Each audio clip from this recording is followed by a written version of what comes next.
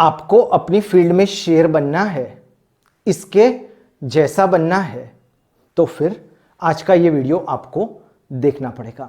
आज का जो वीडियो है मित्रों, ये मैं शेर लेके आया हूं, किस लिए? कि आपको उत्साह मिले। बहुत सारे लोग अपने जीवन में काम करते रहते हैं, लेकिन काम के अंदर जो जज्बा होता है, कौन सा काम कर रहे हैं, किस प्रकार काम कर रहे हैं, क्या काम के अंदर वो स्किल डेवलप कर रहे हैं, क्या उसके अंदर स्किल के अंदर इंप्रूवमेंट अपग्रेडेशन कर रहे हैं, ये सब बातें मैं आज आपको बताऊंगा। इसलिए मुझे आज आपके लिए ये लेके आना पड़ा। मित्रों, हर बार की तरह इस बार भी हमारी टेम्पलेट फॉलो होगी। मैं आपको ब्रीफ में समझाता जाऊंगा, लेकिन कंटिन्यूअसली 15 मिनट नहीं।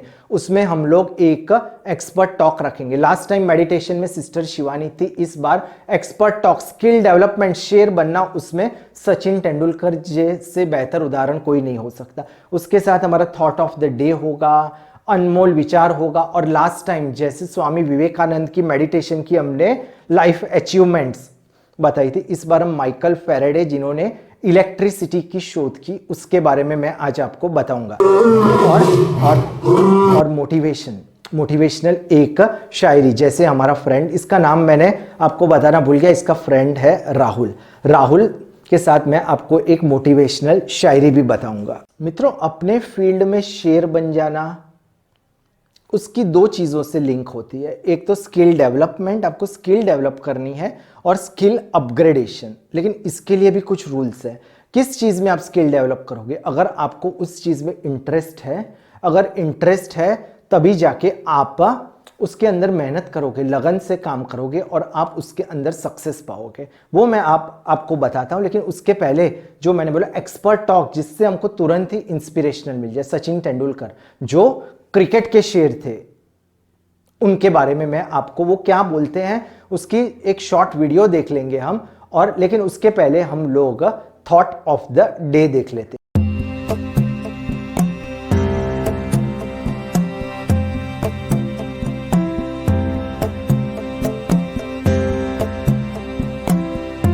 First innings of my life, which was in Karachi. I thought this is going to be my first and the last innings. Yeah. कि ना इसके बाद कुछ नहीं होगा. I'm not good enough to play this standard. पहले match में, to be honest, I had no idea. मुझे कुछ पता नहीं लग रहा था कि क्या हो रहा है.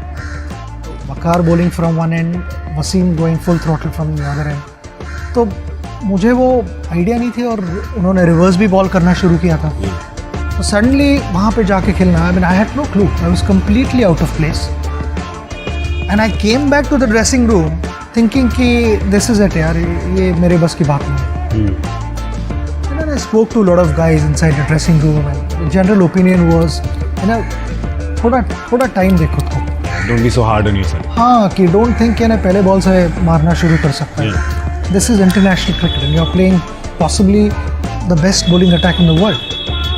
So थोड़ा तो respect उनको देना चाहिए. And then once you get used to it, then अपने आप होने लगेगी चीज़ें. And the second innings of my life, immediately after that, which was the second test, first innings, I scored 59 runs. We played in Faisalabad. And I got back to the dressing room and I looked at myself in the mirror and I said, you've done it. You can manage. I think there's a long way to go, and it's very necessary for me to keep my head on my shoulders. Do you think of records when you are playing? Not really. Actually, I don't want to. I think I'll play my natural game. According to the merits of the ball, I'm going to play. Have there been any positive influences in your cricketing career? Any models? Anybody you modeled yourself after? When I was अभी जैसे मैंने कहा आपको कि skill development और skill upgradation, ये जब तक नहीं होंगी तब तक हम जीवन में आगे नहीं बढ़ पाएंगे। इसलिए कोई भी चीज़ है, सबसे पहले मित्रों हमको देखना है कि क्या जो हम कर रहे हैं उसकी वाकई में कितनी डिमांड है मार्केट में। ये बहुत इंपॉर्टेंट पॉइंट है। क्या आप कोई ऐसा काम तो नहीं कर रहे जो जेनरिक है? जैसे एग्जाम्पल दे दो कि टाइपिंग कर रहे हो आप। अगर आप टाइपिंग कर रहे हो, बहुत अच्छी तरह से कर रहे हो, 10 घंटे मेहनत कर रहे हो, लेकिन ये जो स्किल है वो मार्केट में कॉमन है, ये कोई शेयर नहीं करता। इसका आवाज सुनिए आप।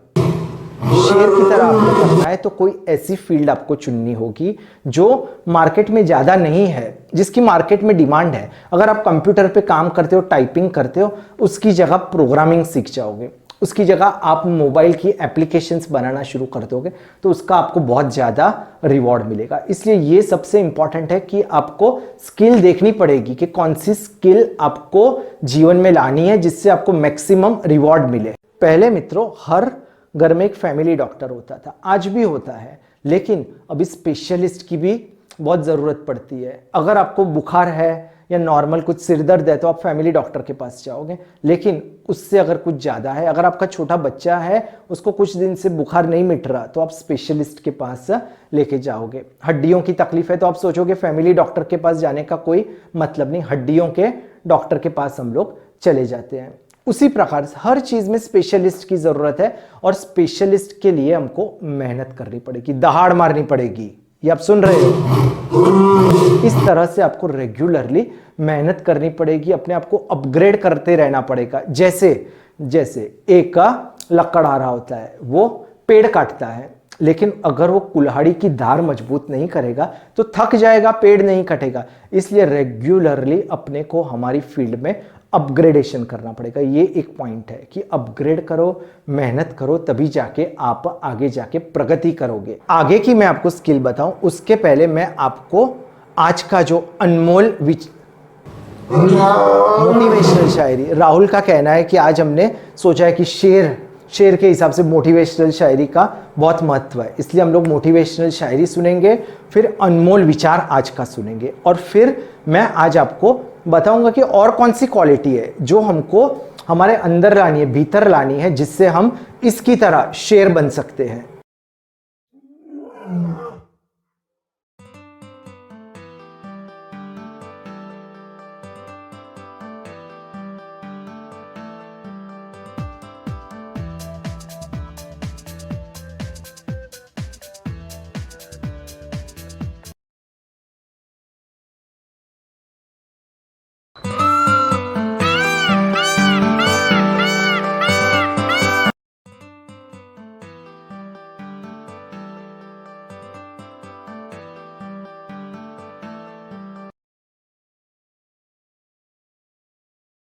अभी मैं आपको संक्षिप्त में बता दूंगा कि दूसरे कौन से पॉइंट है। सबसे पहले मैंने आपको बोला कि हमको पैशन होना चाहिए जो हम काम करते हैं, फिर हमको मेहनत करनी पड़ती है, हमको स्किल डेवलप करनी पड़ती है इसके जैसे बनने के लिए, इस शेर के जैसे बनने के लिए हमको मेहनत करनी पड़ती है, रेगुलरली हमको स्किल अपग्रेड करनी पड़ती है।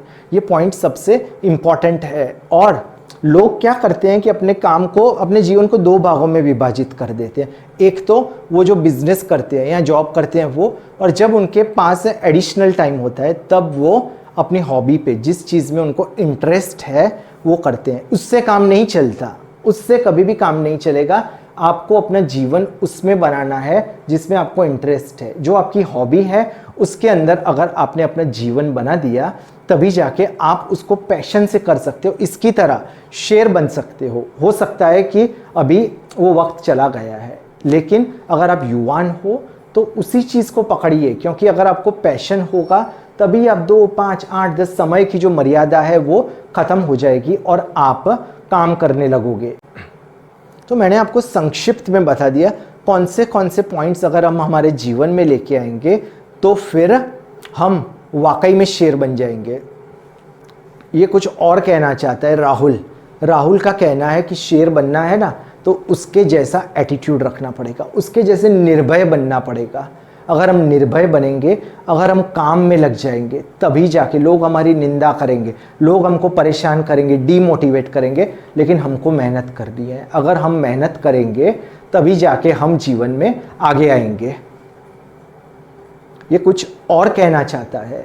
इसके जीवन की एक बात है वो मैं आपको बता देता हूँ, तब जाके आपको और भी मोटिवेशन मिलेगी कि हम भी कहाँ फंस जाते हैं। ये जो राहुल है एक वक्त फंस गया था, इसके मैं बचपन की आपको बात बताता हूँ। जब इसका जन्म हुआ तभी अनफॉर्चुनेटली, बहुत दुख की बात है कि इसके माता पिता का देहांत हो गया और वो पहाड़ी से गिरा। किस में? बकरियों के झुंड में गिरा। लेकिन उसको बकरियों के झुंड में गिरा तो अपने आप को वो बकरी समझने लगा, उसको उसमें ही एंजॉय करता था, वो घास खाता था। लेकिन एक बार वहां से शेर गुजर रहा था, उसने इसको देखा राहुल को बोला तू क्या कर रहा है यार, ये घास खा रहा है, बकरियों के साथ घूम रहा है, तू शेर है। उसने बोला मुझे नहीं पता मैं क्या हूं, लेकिन मुझे इनके साथ मजा आता है। उसने बोला तू वीक पड़ गया है यार, तेरे अंदर ताकत कहाँ है। उसने बोला मुझे कुछ फर्क नहीं पड़ता, मैं खुश हूं। तो वो जो शेर था उसने उसकी गर्दन से उसको पकड़ा, कुएं के नज़दीक लेके गया, उसको अपनी शक्ल दिखाई। वो चौंक गया, वो बोलता मैं तो कुछ अलग हूँ। उसने बोला अभी जोर से दहाड़ मार।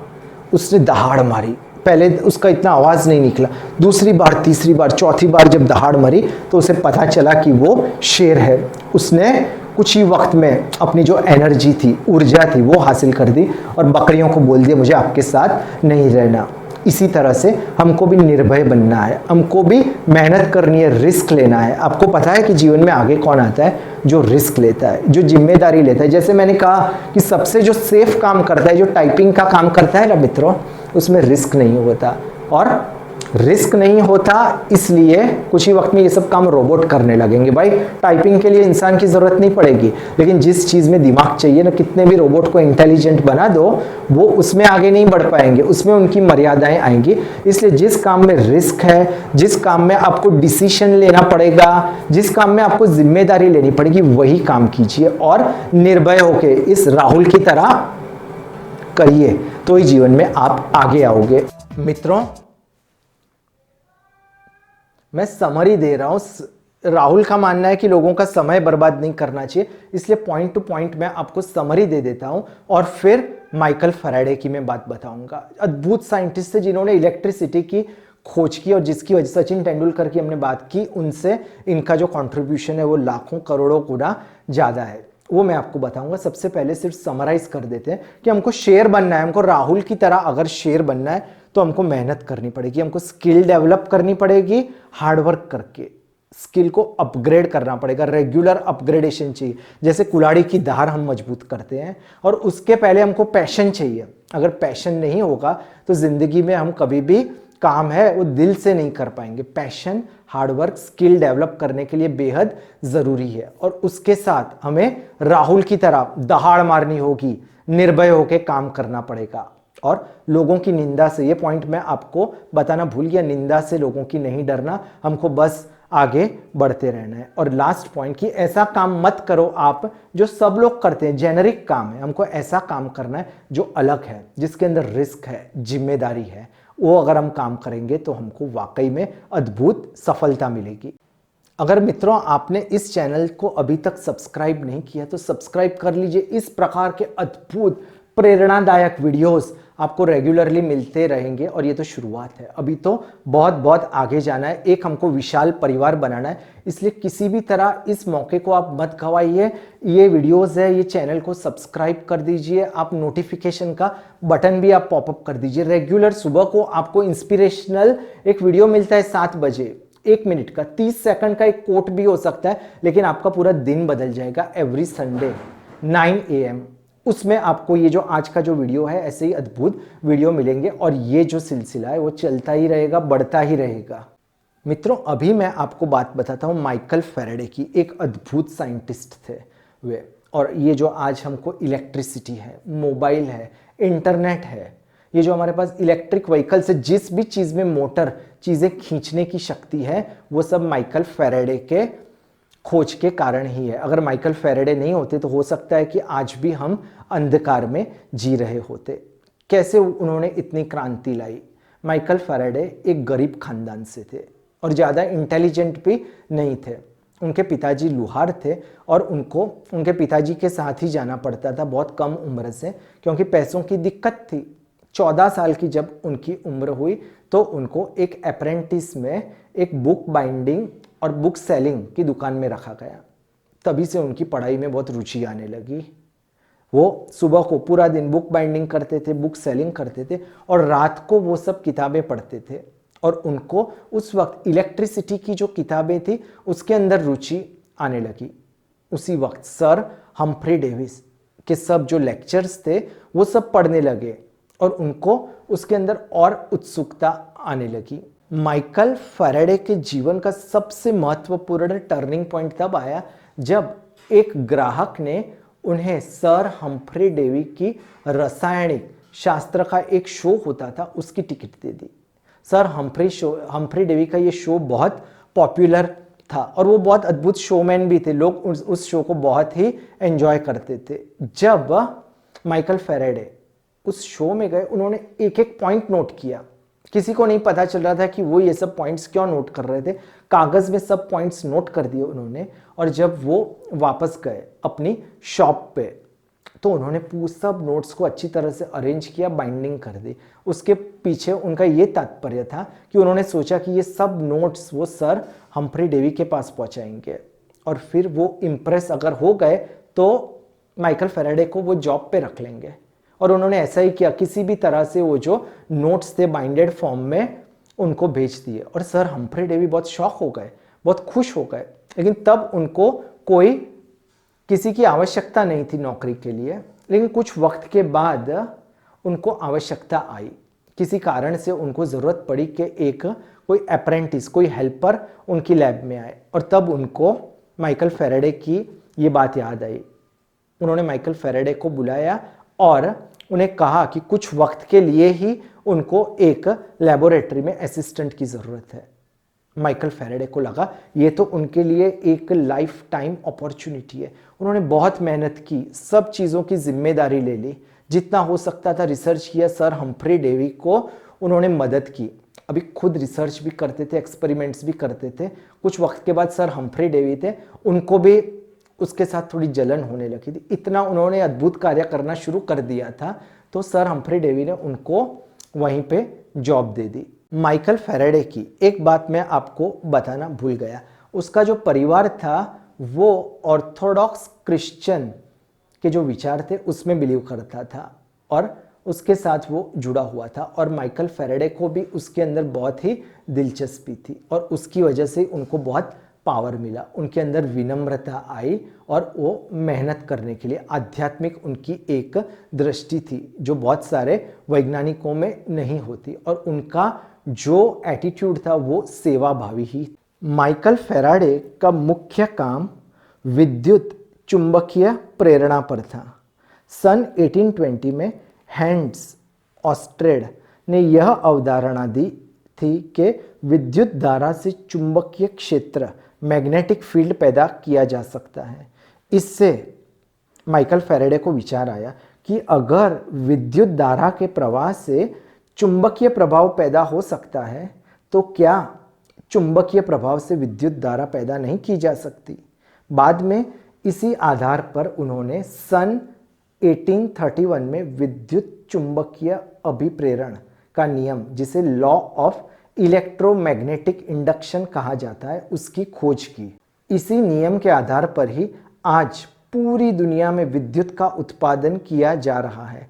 ट्रांसफार्मर भी फैराडे के इसी सिद्धांत पर काम करता है।